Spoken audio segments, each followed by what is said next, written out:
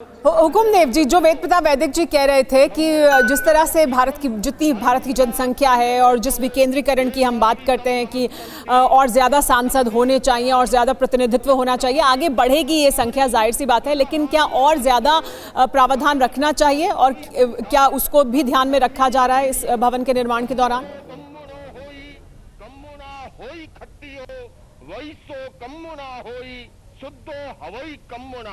भगवान महावीर कहते हैं, हुकुमदेव जी, आपको आवाज मिल रही है? कृष्ण मंगल है, अहिंसा, संयम और तप।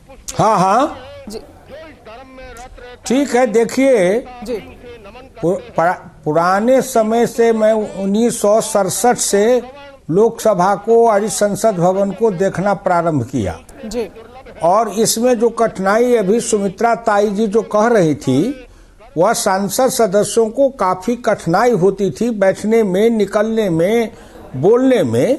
तो अब जो नया संसद भवन बन रहा है, नई तकनीक से बन रहा है और संसद सदस्यों का 1967 के बनिस्पत 52 के बनिस्पत आज संसद सदस्यों का कार्य क्षेत्र भी बढ़ा है, उनके काम भी बढ़े हैं, संसदीय कार्य क्षेत्र भी बढ़े हैं।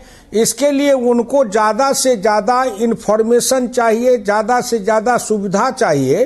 तो अब नए संसद भवन में दुनिया भर में जो भी टेक्नोलॉजी है या संसद भवन है, उन सबों को देख सुन करके प्रधानमंत्री जी ने नई वैज्ञानिकता के साथ और नई तकनीक की सारी सुविधाओं के साथ इस संसद भवन का जो निर्माण किया जा रहा है, वह अपने आप में अद्भुत और आश्चर्यजनक भवन बनने वाला है जी। अभी तत्काल जो 888 संसद सदस्यों को बैठने की व्यवस्था है, तत्काल तो उसमें 545 भी हम नहीं बैठ पाते थे, अभी 888 है। और फिर अगर समय आएगा, देखा जाएगा, तो फिर नए भारत में फिर नए समस्याएं आएगी तो उसका समाधान भी होगा।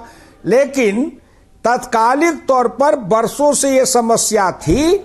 देश के लोग और इस लोकतांत्रिक व्यवस्था में विश्वास रखने वाले लोग श्री नरेंद्र मोदी जी को बहुत बहुत धन्यवाद देंगे। पहले चर्चा 2010 में शुरू हुई, काफी समय लग गया इसको इस मौके तक पहुंचने में, और अभी भी निर्माण कार्य पर तो अभी भी रोक है क्योंकि अभी बहुत सी पिटीशन हैं जो पेंडिंग है, जिन पर सुप्रीम कोर्ट में सुनवाई होगी। होगा जहां संकल्प है, जहां चाह है, वहां राह है। श्री नरेंद्र मोदी जी की इच्छा शक्ति दृढ़ है और वो जिस बात के संकल्प करते हैं उस पर आरूढ़ होकर के तत्परता से बढ़ते हैं और वो पूरा होता है। इसलिए मुझे विश्वास है सुप्रीम कोर्ट का फैसला भी जल्द आ जाएगा, सर्वोच्च न्यायालय का फैसला भी आ जाएगा। सर्वोच्च न्यायालय भी कोई व्यवधान थोड़े पैदा करने के लिए है। नहीं, कोर्ट की तरफ से कहा गया है कि आप जो कागजी काम है, जो निर्माण से जुड़ा हुआ काम नहीं है, वो आप कर सकते हैं, वो उसको आप करते रहिए। इसी वजह से भूमि पूजन भी हो रहा है और बाकी तमाम जो पहले के काम है, निर्माण कार्य से के पहले जो भी काम किए जाने हैं, वो सब काम किए जा सकते हैं। न्यूज़ टॉप 9 रोज सुबह 7 बजे और शाम 7 बजे सिर्फ TV9 भारतवर्ष पर।